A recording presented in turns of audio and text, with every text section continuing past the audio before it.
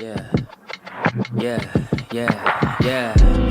Making her way to the mic. They start dimming the lights. You start feeling alright. From Birmingham, home of the Teddy Longs, and the room is stutters. More once you discover. For all of the lovers, Whitney Houston and Roman Reigns. For all of the lovers, and Mickey James and Marvin Gaye. For all of the lovers, and Sasha Banks, Janelle Monáe, Silk, Sonic, and Paige. Allow me to say, look, I just found a place, sweet escape for every one of us. I was kinda late, 'cause I just made it off the struggle bus. Walking by the fate, 'cause I know it's right in front of us. Yo, I ain't with the hate, gotta focus on what's great. Ladies and gentlemen, Steph Hardy is on the air.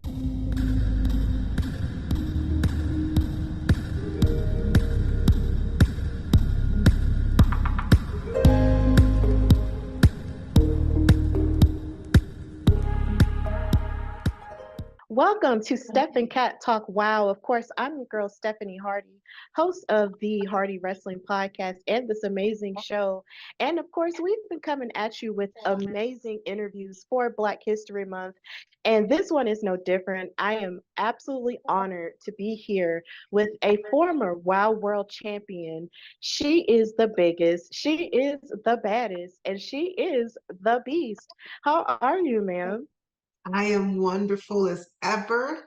And let me just say, yes, former for now, but I will get my title back. Absolutely. And I have no doubts about that. I have no doubts that you will get your title back because you've been gunning for it ever since, you've lost it, but didn't really lose it per se in action. So I can't wait to get to that and more of your motivations. But of course, I got to ask you, when did you fall in love with wrestling? Oh, as a kid, my brothers, I have brothers and sisters, but it was my brothers I always gravitated to. I always wanted to be around them, wanted to be like them. And they didn't want to hang out with their little sister. But when it came to wrestling, they would let me sit and watch it with them. And I think it's mostly because after we watched wrestling, then they would practice all their new moves on me. And there came a time where my moves started to hurt them. And there came a time where I started to win the matches. And there came a time where they didn't want to wrestle me anymore. And that's when I knew there was something there? Yeah, I absolutely get that. It's like you're playing with your brothers, and at one point they want to do all the wrestle moves that they see, and then you emulate it and start hurting them. And I think that's pretty crazy. And it's also really cool because, of course, all of the stuff that you can get into with your siblings, because I have a sibling, it can get really crazy. But at least you realize at that point that there was something there. So that's amazing. So when was the moment that it clicked for you that you wanted to pursue it as a career? I don't think it was ever kind of like a goal I set for myself. I grew up watching wrestling with my brothers, and then I would watch wrestling on my own. And then, someone informed me that WOW was having tryouts. And I thought that was my chance just to say I did it. You know what I'm saying? To like go there and how could I not? You know what I'm saying? It's David McLean, it's all women's wrestling. How could I not go and say like I tried? And I went there and I was just feeling myself that day and I burst through David's office door and I was like, I'm gonna be your next champion and I'm not leaving until it happens. And it was just something in there that was like from that moment on, like I said, I'm gonna do it. Now I have to make it happen. And once you're in the ring, it's just a whole new feeling. There's nothing that feels stronger than understanding the skills, the move sets that go along with being Absolutely, a I good get that. wrestler. And that's really cool that,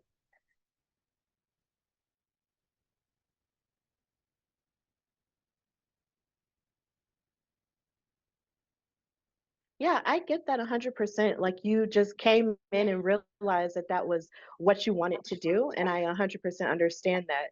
So were you participating in anything else athletically before you started getting into wrestling yourself? Oh yeah, I grew up with an athletic background. Ever since I can remember, I was always in some sport. My parents always had me in something, doing something. And so, I ran track. I played basketball.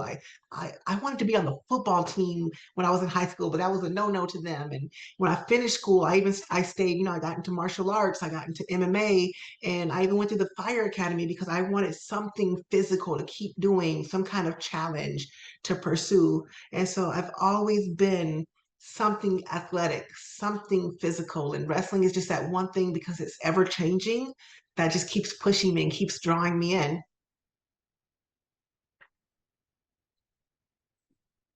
I feel like that's amazing that you wanted to play every sport because usually, you do hear about a lot of women who play multiple sports at a time or do multiple extracurriculars at a time in school. And it's just, you look at those people as like superheroes, like themselves, because you're wondering how did they, first of all, make time for that in the midst of, school and everything else. But then at the same time, they do make time for it and they're great at it because they have that focus. And clearly, you have the focus and the tenacity of what it means to be an athlete, and that even applies to wrestling as well. So I think that's amazing that you had that passion to be athletically gifted, from the start, and now you're able to apply that to your wrestling career. So in the midst of all of that, what are some obstacles that you say you would have faced that you've overcome in order to get to where you are now? I think my biggest obstacles were within myself. I came into wrestling thinking with my athletic background, things would be super easy. Wrestling, it's a different beast, no pun intended. And it knocked me on my butt a few times. And it's in those moments of adversity where you have to learn to pick yourself up, dust yourself off, and go back into that good fight, and wrestling is giving me that. And luckily with WOW, because there is such a diverse group of women and there's that sisterhood to back you up, like you take something from everyone and you yourself become bigger and better.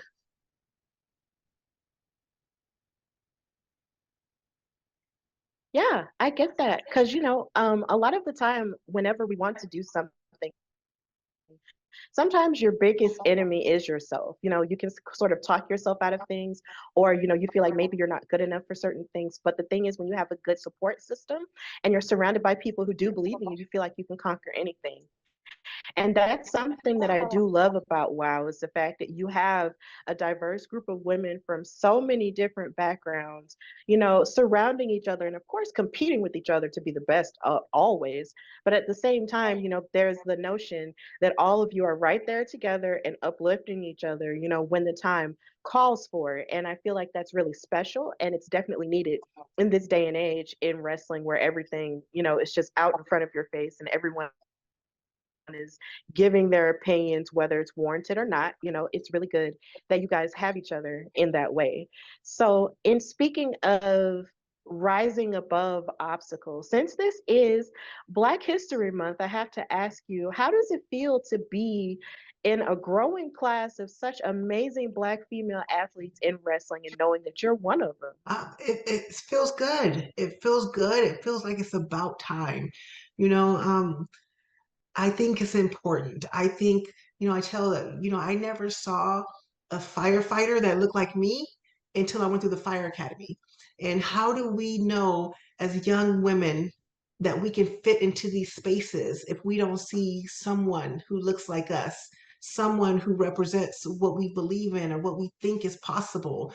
The first time I saw Flojo, I was like, here's a woman who can be super athletic and she's still beautiful. You know what I mean? And so for me, that was a sticking point. Like the first time I saw her, I was like, I can be that. Like I can be strong and beautiful. And it's I hope that not only with myself, but with all the other women there that, some little girl or even some grown woman who's still, going through it and finding herself, that maybe they see something in us that they can be like, they can gravitate towards and they can be like, I can be strong and have muscles. I can be beautiful and have a different look to myself. I don't have to fit in any kind of box or mold that society tells me is beautiful. And I can still be beautiful because I feel it here and I know it here. And no one can tell me anything about it. Absolutely. Like that representation is so important. And the thing that I love about seeing you, like I mentioned off camera, is the idea that once I saw you, it's just like you were so strikingly beautiful with the way that you are, with your body, with your face, everything like doesn't decline. And I was just like, man, this woman, just embodies strength. And I want to know more about who she is. And when I see women like you, women like Keita Rush, and women like Foxy Fierce, it just just makes me feel like 10 feet taller knowing that there are women in this sport that I can just, gravitate to and love on in a way that just feels authentic because you guys look like me. You guys embody me and so many different facets of my own life and other women's lives as well. So I'm really proud of that. So if you could face any black woman from any era of wrestling, who would it be and why? Hmm. Let me think.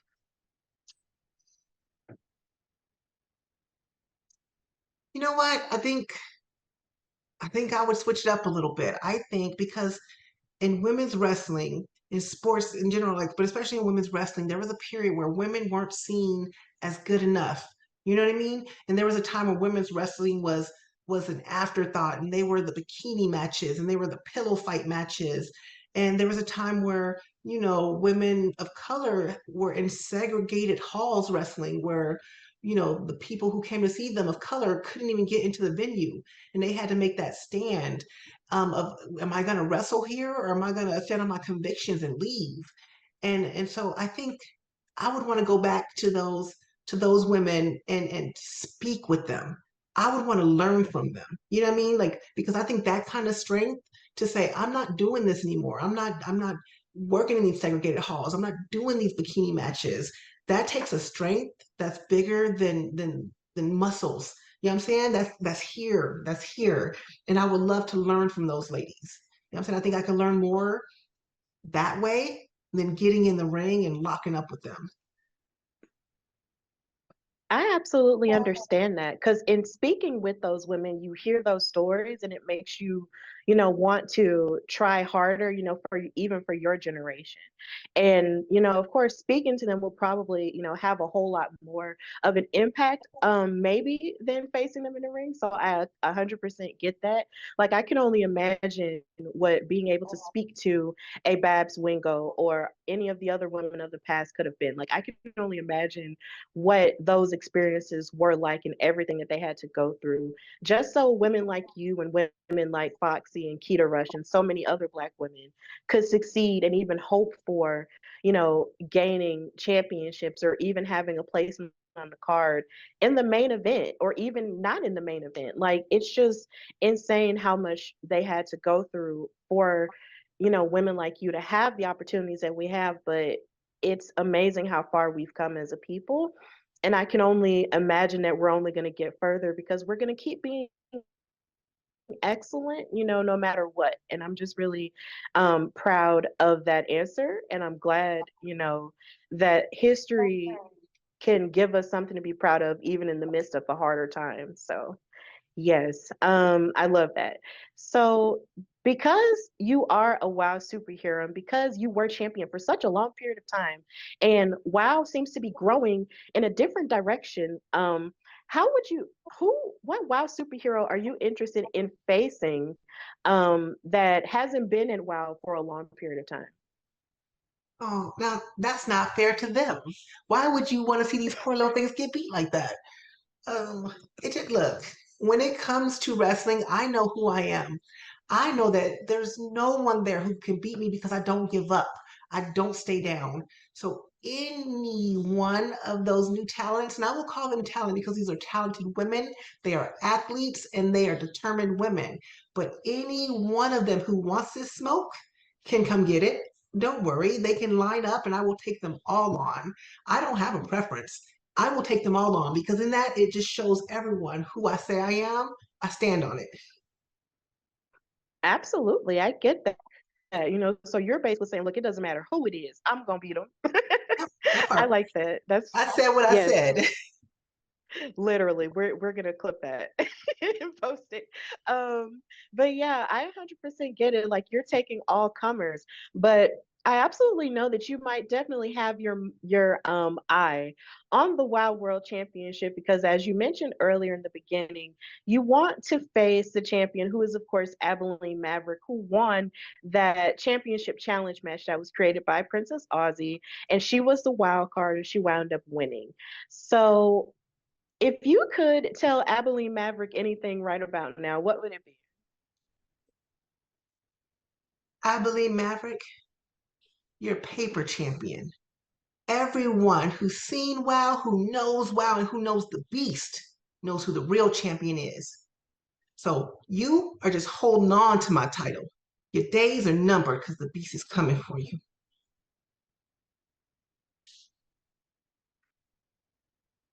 That's a pretty amazing sentiment there, because Abilene, as crafty as she is, she is still the champion in a sense. And she did have a great showing in her past match with Princess Aussie. We did get to see more of her abilities on display, but she does have a tendency to, sort of skirt around a little bit. But with you, there's really no room for that because you are in your face. I'm going to beat you and aggressive all the time. So if she's going up against you again, she'll definitely have to be on her A game because you do not play any games at all. So, yeah, if I could ask a question, who, who would you say has been your toughest opponent in WoW so far? Oh, that's easy. It's been Jungle Girl. Jungle Girl is the opponent that pushed me the most, that forced me to look at my own game plan and how I attack wrestling, and showed me where there was holes in my game, where there was flaws in my system. And I really had to go back and rework some of what I did based on wrestling her. And if given the chance, you best believe I'd step in the ring with her one more time.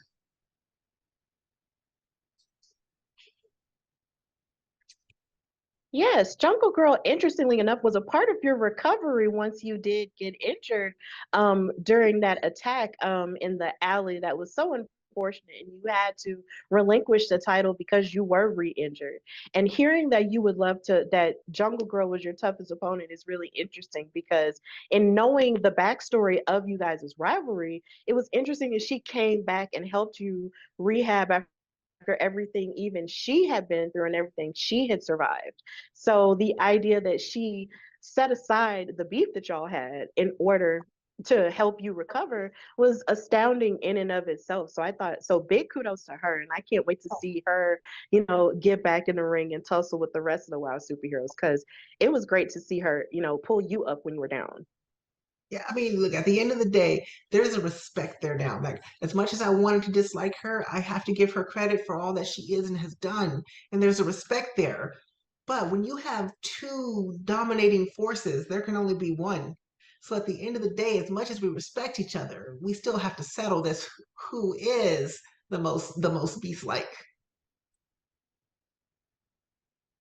Absolutely. I like that pun there.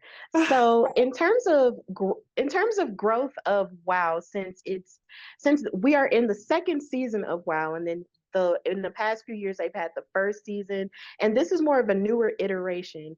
What would you say has been your favorite part of this iteration of WoW superheroes? It's been watching the growth of WoW.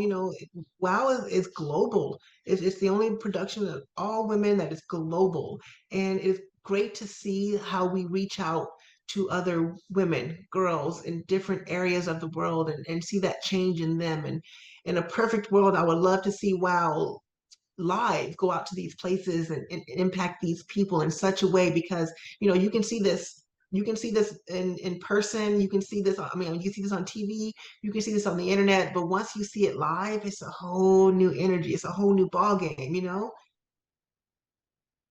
Absolutely. Like WoW has definitely grown from the first season even to the second season of this part. And just watching it and bearing witness to the production of it and just how much is put into the show has just been amazing. And even knowing that you guys get specials on television, even like this past Christmas with the ET special you guys had. I was so proud to see that. I was just like, man, I can only imagine how many people are going to learn about this amazing promotion through this special that's showing during the holiday season, right? So even seeing stuff like that, makes me really happy. And then, of course, me and Katrina were lucky enough to see you live in Los Angeles for Los Angeles Comic Con. So you weren't necessarily a part of that show, but just seeing, all the other women in a live, format was just really astounding. And I can't wait for WoW to grow to the point to where they can tour around the country and even the world. Like it would be amazing. It's coming. It's coming. You just wait. You just wait. We're gonna speak it into existence because this is the only place where women are the spotlight. They're the whole entire show as it should be because these women work hard. These women give their blood, sweat, and tears. And it's not an afterthought. It's not wait for the women's match, wait for the girl match. It's coming up at 10 matches down the road. We're gonna take 2 minutes to give them a little space. No, this is the whole thing. This is the whole, it's what you came to see. All these strong women, athletes. Let's treat them as such. Absolutely. So, in terms of your growth as a Black woman and just the growth of women's wrestling as a whole, what are your hopes for Black women in wrestling as we continue to evolve? Just keep doing what they're doing. You know what I'm saying? It's a time now where like we are really spotlighting who we are and what we're capable of and no holds barred. I think we should just gas pedal to the metal, full steam ahead and bust through any barriers that might still be there. You know, it was those women who came before who allow me to be able to touch those ropes. So hopefully it's the women now who will be able to allow girls in the future to do even more than even we thought was possible.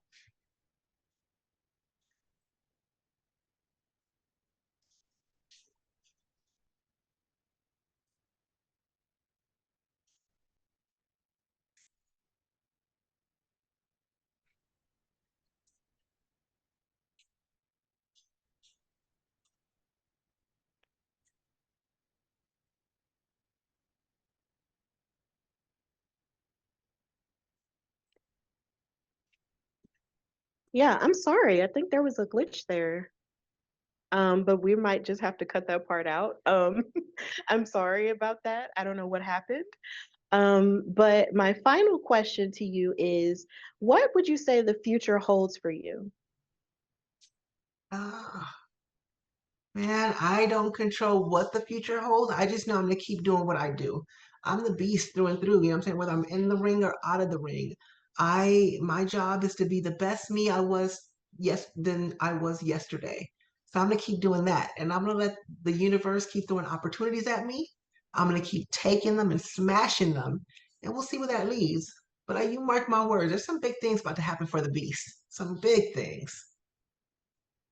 Absolutely. Well, the Beast, thank you so much for coming on Steph and Kat Talk WOW. It has been an honor to meet you and speak with you and to have you on our platform. And because we've just been watching and supporting you from afar for so very long.